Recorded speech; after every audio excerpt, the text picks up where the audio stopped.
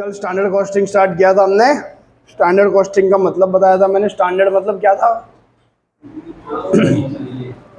What our cost should be, ऐसा हम कहते हैं। मतलब इंडस्ट्री स्टैंडर्ड के बेसिस पे हम हमारा एक्चुअल कॉस्ट को कंपेयर करते हैं और उसमें जो वेरिएंस निकलता है, मतलब डिफरेंस जो आता है, उसका एनालिसिस करने का ये प्रोसीजर है। ठीक है, ये टेक्निक यूज़ की जाती है कॉस्ट को कंट्रोल करने के लिए, क्योंकि स्टैंडर्ड से ज़्यादा हो जाए तो हम रिड्यूस करेंगे, स्टैंडर्ड से कम हो तो अच्छी बात है, रहने देंगे, कोई प्रॉब्लम नहीं है। जिसमें कॉस्ट वेरिएंसेस और इनकम या सेल्स वेरिएंसेस दोनों कैलकुलेट किए जाते थे। कॉस्ट वेरिएंसेस में मटेरियल, लेबर, ओवरहेड तीनों के वेरिएंसेस ढूंढने होते हैं, और ओवरहेड में भी दो पार्ट होता है, फिक्स और वेरिएबल का। हमारे सिलेबस में ओवरहेड नहीं है, मटेरियल वेरिएंसेस, लेबर वेरिएंसेस ही ढूंढने हैं। और इनकम वेरिएंसेस में भी दो तरह के ढूंढे जाते हैं, एक सेल्स वेरिएंस और एक प्रॉफिट मार्जिन वाला वेरिएंस। ठीक है, कॉस्ट वेरिएंस के केस में अगर हम देखा जाए तो अगर हमारी एक्चुअल कॉस्ट स्टैंडर्ड कॉस्ट से ज़्यादा हो, मतलब स्टैंडर्ड माइनस एक्चुअल करके हम ढूंढते हैं, actual is greater than standard, तो नेगेटिव आएगा, और नेगेटिव को हम एडवर्स या अनफेवरेबल कहते हैं। वैसे ही उसका ऑपोजिट तो फेवरेबल होगा। बट यही चीज़ अगर सेल्स वेरिएंसेस में चली जाए तो अगर actual is greater than standard हो तो फेवरेबल कहा जाएगा उधर, ओके, और actual is less than standard होगा तो एडवर्स कहेंगे उधर। तो वो खाला जजमेंट में गलती ना हो जाए, वो हमने कैलकुलेट किया था। और कल एक एग्जाम्पल भी किए थे हमने, दो एग्जाम्पल किए थे एक्चुअली। पहला एग्जाम्पल सिर्फ material cost variance, total variance होता है, मटेरियल वेरिएंसेस की बात करें तो टोटल 5 वेरिएंसेस है उसके अंदर। पहला था मटेरियल कॉस्ट वेरिएंसेस, जो ओवरऑल कॉस्ट को रिप्रेजेंट करता है, जितने भी मटेरियल हो सबकी टोटल। फिर दूसरा पढ़े थे हम मटेरियल क्वांटिटी या यूजेज वेरिएंसेस, जिसमें सिर्फ क्वांटिटी की वजह से जो वेरिएंस आता है उसको रिफ्लेक्ट करता है। तीसरा पढ़े थे मटेरियल प्राइस वेरिएंसेस, जिसमें स्टैंडर्ड और एक्चुअल प्राइस में जो डिफरेंस है उसकी वजह से जो वेरिएंस आता है उसको रिफ्लेक्ट करता है। ठीक है, ओके, ये तीन हम एक एग्जाम्पल में पढ़े थे। उसके बाद हमारी ऐसी बात हुई थी कि अगर मटेरियल मोर देन वन हो, मटेरियल मोर देन वन हो और हमारा इनपुट ऑफ मटेरियल अलग अलग हो, तो मतलब गुड्स मैन्युफैक्चर करने के लिए जो मटेरियल चाहिए उसका इनपुट भी अलग अलग हो, तो हम ढूंढते हैं दो और variances, material mix and material सब यूजेज, या फिर यील्ड वेरिएंसेस कहते हैं हम उसको। उसके लिए हमको एक और वर्किंग करना पड़ता है, which is revise standard quantity करके। ठीक है, कल का एग्जाम्पल याद ही होगा आप लोगों को, स्टैंडर्ड और एक्चुअल, जिसमें मैंने बताया था आउटपुट स्टैंडर्ड है 10 kg, आउटपुट है एक्चुअल 1000 kg के हिसाब से। दो मटेरियल रखे थे हमने, 10 kg के लिए स्टैंडर्ड क्वांटिटी अवेलेबल है, स्टैंडर्ड प्राइस भी अवेलेबल थी और उसकी कॉस्ट भी अवेलेबल थी। आउटपुट के लिए 1000 kg है तो उसकी हमको एक्चुअल क्वांटिटी और एक्चुअल प्राइस भी अवेलेबल थी। बट हमने बात की थी कि if there is a difference in output, difference in standard and actual output, तो we can not compare directly, इसलिए वो 48 को 5250 से कंपेयर नहीं कर सकते। तो उसके लिए हमको ढूंढना पड़ेगा क्या, standard quantity for actual output. आपको हमेशा ध्यान में रखना है कि ये आ ही जाता है मेजोरिटी, जहाँ जहाँ फॉर्मूला में स्टैंडर्ड क्वांटिटी लिखा है मतलब standard quantity for actual output ही होता है।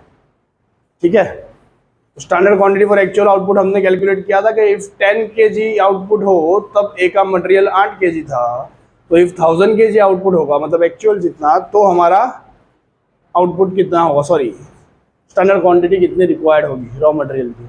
तो 800 और 400 हमने कैलकुलेट करके अगेन रिवाइज टेबल बनाया था, जिसमें standard quantity, standard price, cost को कंपेयर करके बाद में हमने वेरिएंसेस को कैलकुलेट करना स्टार्ट किया था। मटेरियल कॉस्ट वेरिएंसेस आप इन टोटल भी ढूंढ सकते हो अगर ये टेबल हमने बनाया है तो, जैसे कि standard cost minus actual cost ही करना होता है, और हमने वो किया भी था 6400 माइनस 7750 वाला। उसके साथ साथ उसकी फॉर्मूला भी है, वो भी आपको आइडिया होना चाहिए। वैसे स्टैंडर्ड कॉस्ट को हमने ढूंढा था कैसे, standard quantity into standard price minus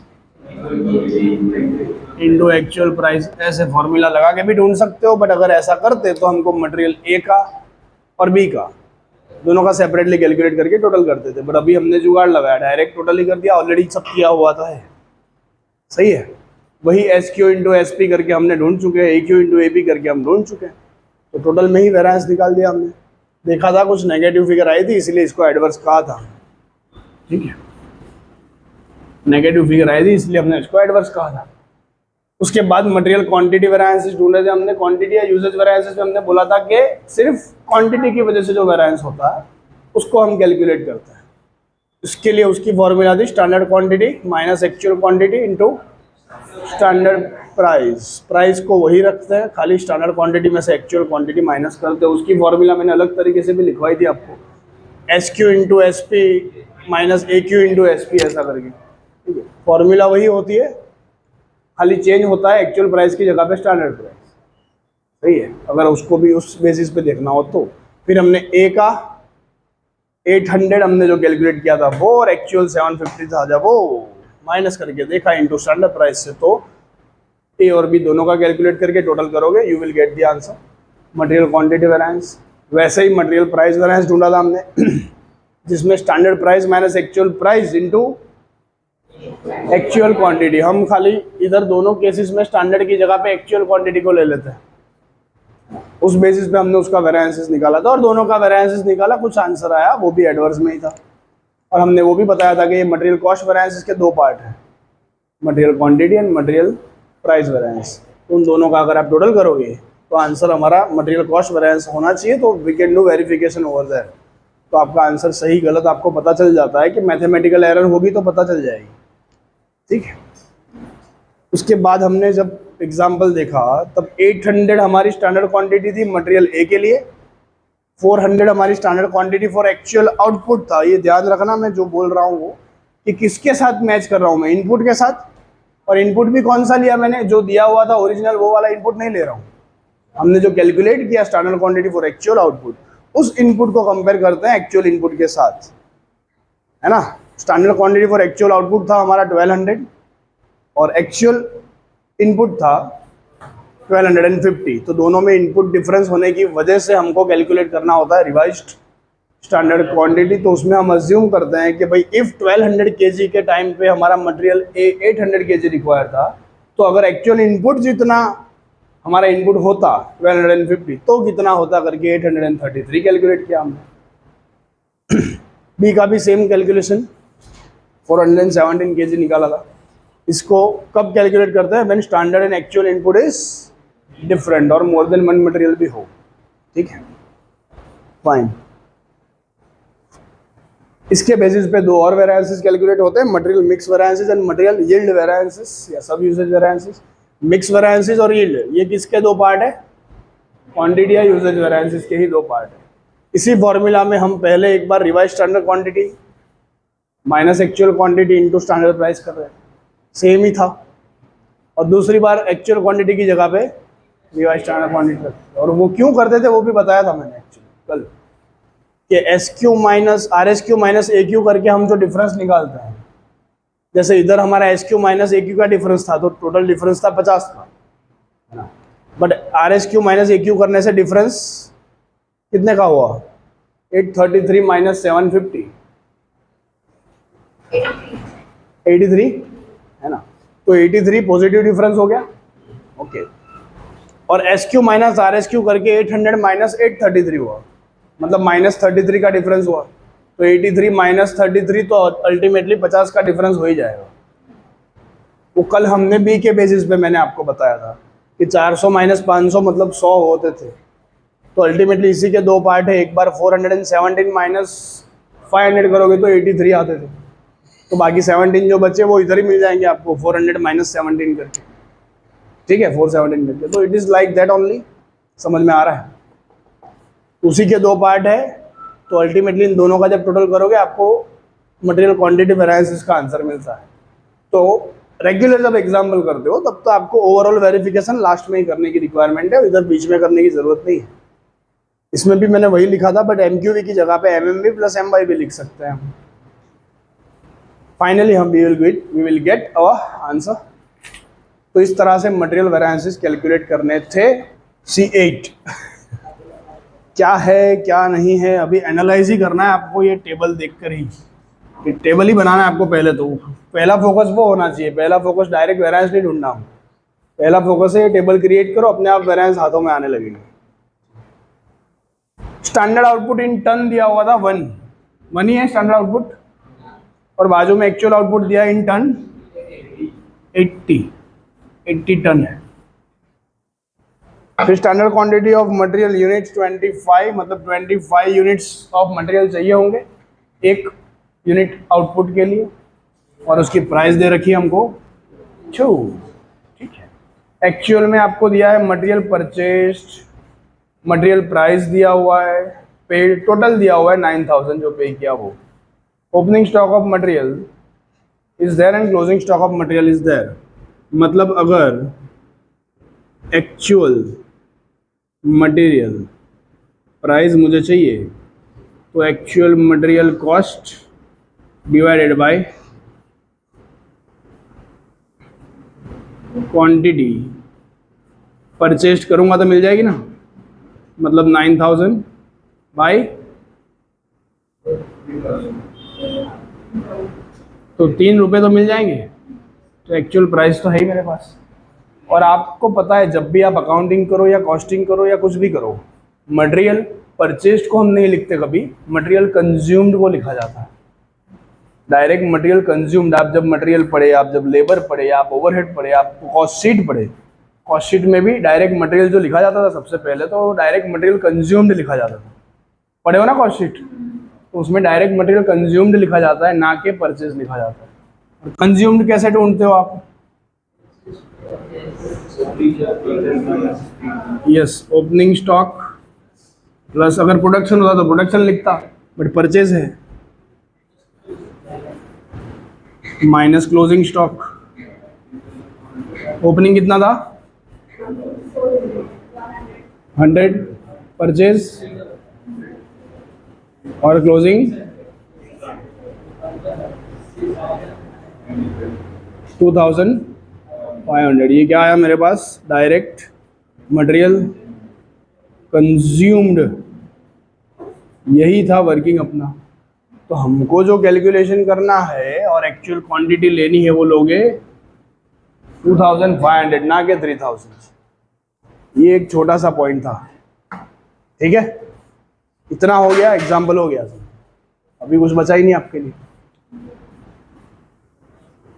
एक ही मलौता मटेरियल है, ना मिक्स है ना यील्ड है, सिर्फ कॉस्ट, प्राइस और क्वांटिटी और यूजेज, बस वही है ना। क्यों मिक्स नहीं है? क्योंकि एक ही रॉ मटेरियल है, ढूंढने की जरूरत होती ही नहीं है, मिल जाएगा अभी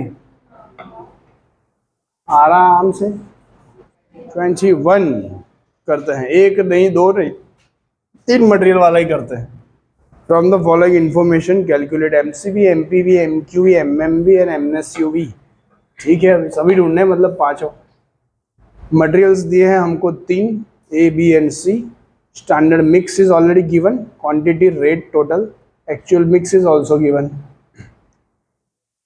टोटल दिया है 2400 एंड 2460। अभी मैं जज नहीं करूंगा कि इनपुट अलग अलग है, क्योंकि मुझे अब तक पता नहीं है कि आउटपुट कितना है। नीचे आउटपुट दिया है, स्टैंडर्ड आउटपुट है और एक्चुअल चेंज है, मतलब क्या ढूंढना पड़ेगा? तो भाई ये वर्किंग तो करना बनता है, मतलब पहले ही कर देते ना, फिर बनाएंगे जो बनाना है। Standard quantity for actual output तीनों मटेरियल के लिए चाहिए होगा। पहले एक ही बात कर देते हैं कि अगर 10 का आउटपुट था तो हमारा इनपुट, मतलब इनपुट ही लिखते हैं ना मटेरियल, ठीक है, कितना था? 600। एक्चुअल था हमारा 9, तो कितना होना चाहिए? 540 होना चाहिए, ठीक है। लाइक द सेम बी के लिए, if my output 10, my input was 800, now it's 9, then how much? 720 units होंगे, या केजी जो दिया है, यूनिट्स दिए हैं, ठीक है।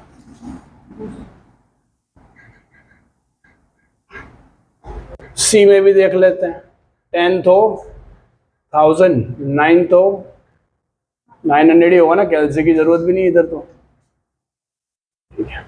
Standard quantity for actual output तो बनी है, अभी वो टेबल बना देते हैं हमारा कंपैरेटिव टेबल, जिससे हमारा आधा काम तो उधर ही सॉल्व हो जाता है, जिसमें हमारे पास स्टैंडर्ड मिक्स भी है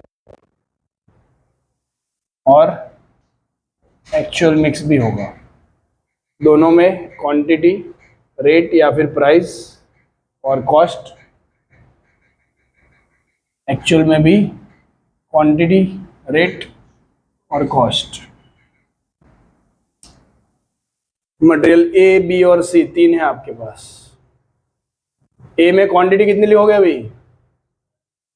540 अभी अभी ढूंढी ना, 540, 720, 900। रेट हम चेंज नहीं कर रहे। ओके 15। और बताइए जरा क्या है?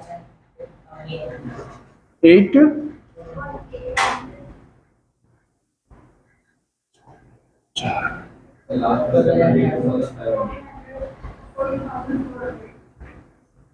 और टोटल भी कर डालोगे?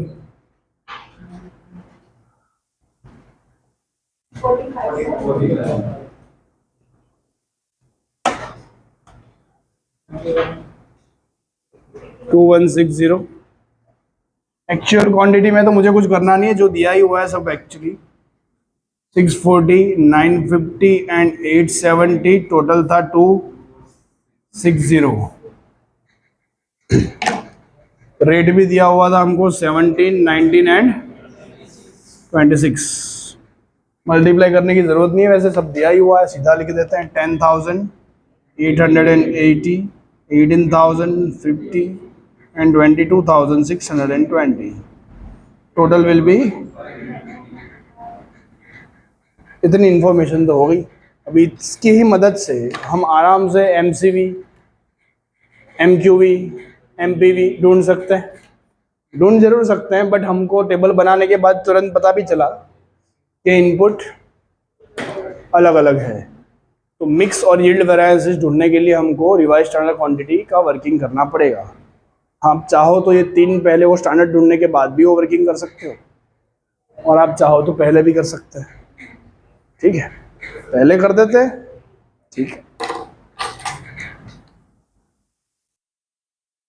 Working note 2, revised standard quantity. ध्यान रहना चाहिए कि इसमें हम standard quantity for actual output को कंसीडर करते हैं, ना कि इधर जो हमको एक्चुअल दिया हुआ है उसको। नहीं तो क्या इधर से ही डायरेक्ट नजदीक की अमाउंट है ना, 2400, 2460 लगेगा कि इनपुट अलग है। हाँ, RS क्यों ढूंढना है, इधर से ही ढूंढोगे आप। ऐसा किया है कई बार बच्चों ने, और होता है, जनरल बात है। ऐसा ना हो उसके लिए हमेशा ध्यान वही रखना है कि standard quantity for actual output जो होता है, उसी के बेसिस पे हमको कंपेयर करके बताना है कि इनपुट डिफरेंस है कि नहीं है। वो तो 10 यूनिट के लिए था ना, हमको तो 9 यूनिट के लिए चाहिए। तो इसमें भी सेम, आउटपुट की जगह पे लेते हैं हम इनपुट, है ना, और उस पर्टिकुलर का रॉ मटेरियल जो भी है उसकी हम बात करने वाले हैं। पहले एक ही बात कर ले, अगर टोटल इनपुट हमारा कितना था, 2160 था, उस टाइम पे एक ही क्वांटिटी 540 थी। तो होना चाहिए था अगर 2460 एक्चुअल, तो कितनी होगी? 615 यूनिट्स। ठीक है, वैसे ही बी और सी दोनों का चाहिए हमको। 2160 तो 720 था, तो 2460 हो तो कितना होना चाहिए? 820 यूनिट्स। वैसे ही सी का 2160 है तो 900, तो 2460 हुआ तो कितना? 1025 यूनिट्स। इसके लिए वापस ये टेबल क्रिएट करने की जरूरत नहीं होगी। सही है, तो ये दोनों ये कब काम आएगा? यस, जब मटेरियल मिक्स वेरिएंस ढूंढोगे और मटेरियल यील्ड वेरिएंस या सब यूजेज वेरिएंस, उसमें SUV बोला था तो हम SUV लिखेंगे, अपने को क्या फर्क पड़ता है ना। गाड़ी से मतलब है, ठीक है, लिखना तो कुछ भी हो लिख देंगे। तो ये तभी काम आने वाला है, बाकी के लिए तो यही चाहिए। तो सबसे पहले मटेरियल कॉस्ट वेरिएंसेस, फॉर्मूला ना भी लिखो आप, standard cost minus actual cost लिख दो तो भी चलेगा, क्योंकि हमने उतनी मेहनत ऑलरेडी कर रखी है। तो पागल ही होगा कोई जो दूसरी बार वापस मेहनत करेगा। और आप तो बहुत स्मार्ट हो। कितना आएगा? एडवर्स 6550 एडवर्स है। ठीक है, ये हो गया एमसीवी। दूसरा ढूंढते हैं हम एमक्यूवी, क्वांटिटी वेरिएंसेस, जिसमें सिर्फ क्वांटिटी का डिफरेंस निकालते हैं, मतलब एस क्यू माइनस ए क्यू इंटू स्टैंडर्ड प्राइस ली जाती है। इसमें तीनों का अलग अलग लेना पड़ेगा। स्टैंडर्ड क्वांटिटी इसकी 540 थी। जब जब एस क्यू लिखा मतलब standard quantity for actual output ही होता है, ये चीज़ में गलती ना हो। ठीक है, माइनस एक्चुअल 650 और ये था 15 1650 एडवर्स होगा। वैसे ही बी की क्वांटिटी थी 720 और एक्चुअल थी 950 और अमाउंट 20 प्राइस वाज दैट 4600, ये भी एडवर्स ही होगा। सी 900 was there and actual was 870 into 25। ये फेवरेबल है, ये फेवरेबल है। ठीक है, तो इस तरह से तीनों मिलते हैं और तीनों का फिर हम टोटल करते हैं तो पता चलता है कि क्वांटिटी वेरिएंस था कितना।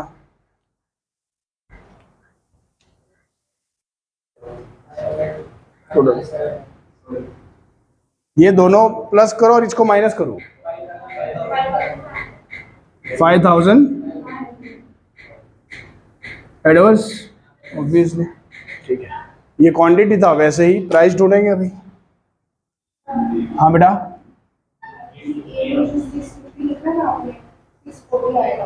क्यों?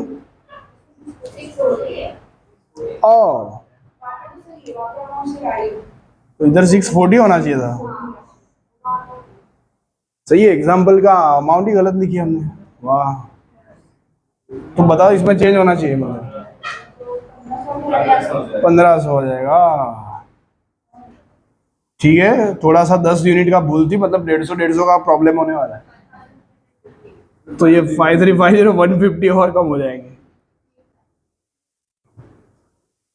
5350 हो जाएगा एडवांस। ठीक है, देन मटेरियल प्राइस वेरिएंस में हम देखते हैं प्राइस का डिफरेंस एसपी माइनस एपी होना चाहिए और मल्टीप्लाई होता है एक्चुअल क्वांटिटी के साथ। इसमें भी ए बी और सी दोनों का तीनों का ढूंढना पड़ेगा। प्राइस तो अभी अभी हमने देखी 15 होगी माइनस 17 और एक्चुअल क्वांटिटी थी 1280 एडवर्स होगा। बी 20 माइनस 19 और 950 है, पॉजिटिव है, मतलब हमारे लिए ये तो फेवरेबल था। सी 25 माइनस 26 नेगेटिव चला गया और 870 ही आएगा एडवर्स। टोटल करोगे आप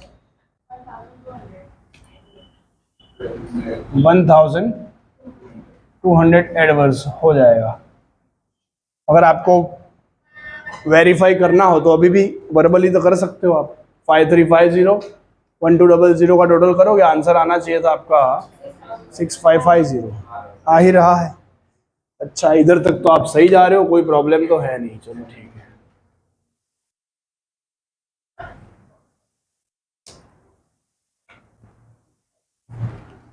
उसके बाद हम ढूंढेंगे मटेरियल मिक्स वेरिएंसेस। मैंने बोला था खाली सेम फॉर्मूला होती है, सिर्फ एसक्यू की जगह पे आरएसक्यू करना है। ठीक है, revise standard quantity minus actual quantity into standard price. RSQ आपने ढूंढी थी अभी अभी, माइनस 640 इंटू 15 375 एडवर्स। वैसे ही बी की अगर बात करें तो 820 माइनस 950 इंटू 20,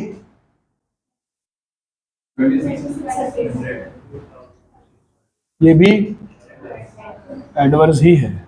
सी हमने ढूंढी थी कितनी, 1025 minus actual 870 into standard price मतलब 25,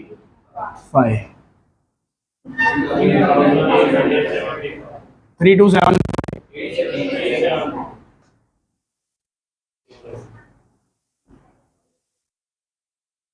ये कुछ फेवरेबल आ रहा है, 900 आया फेवरेबल। वैसे ही अभी आखिरी पढ़ाओ, मटेरियल सब यूजेज वेरिएंस। उन्होंने लिखा था ये, इसीलिए मैंने ये लिखा, उन्होंने एम/वाई भी लिखा होता तो हम एम/वाई भी लिखते, है ना। तो ऐसे अपने आप को सीमित मत कर देना।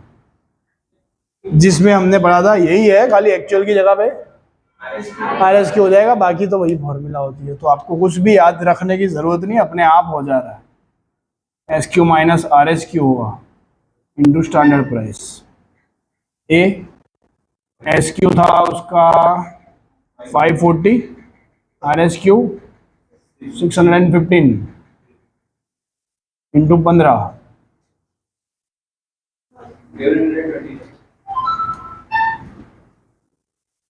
125 एडवर्स। बी में स्टैंडर्ड था हमारा 720। बंद करो, ये कौन है, 820 इंटू 20। हाँ ये अच्छा था। एंड लास्ट स्टैंडर्ड था 900। अभी अभी RSQ ढूंढा था 1025, 25 से मल्टीप्लाई करोगे 3000। ये भी एडवर्स, तीनों एडवर्स का टोटल करो, कुछ और आ जाएगा अभी 6250।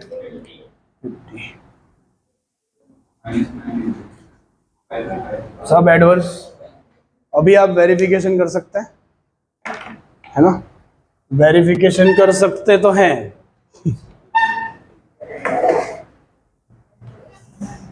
फाइनली वेरिफिकेशन हो सकता है जिसमें हम लिखते हैं material cost variances is equal to material quantity variance plus material price variance. But इसी केस में अगर और फर्दर लिखो तो क्यू की जगह पे आप लिख सकते हो material mix variances plus material sub usage variances plus material price variances. सही है ना। इतना लिखने के बाद आपके पास सब कुछ तो है। ये 6550 था एडवर्स। MM भी फेवरेबल था कुछ, सब यूसेज अभी लास्ट ढूंढा 6250। MP भी वहाँ है 1200, वो भी एडवर्स है। तो 6550 इज इक्वल टू 6550 आना चाहिए। आ गया, डन। फिर आप लोगों ने सही गिना है, कॉन्ग्रेचुलेशन। ठीक है, लिख सकते हो। समझ में आया पक्का। वर्किंग पोर्शन हम पहले कंप्लीट करते हैं फिर सॉल्यूशन करते हैं।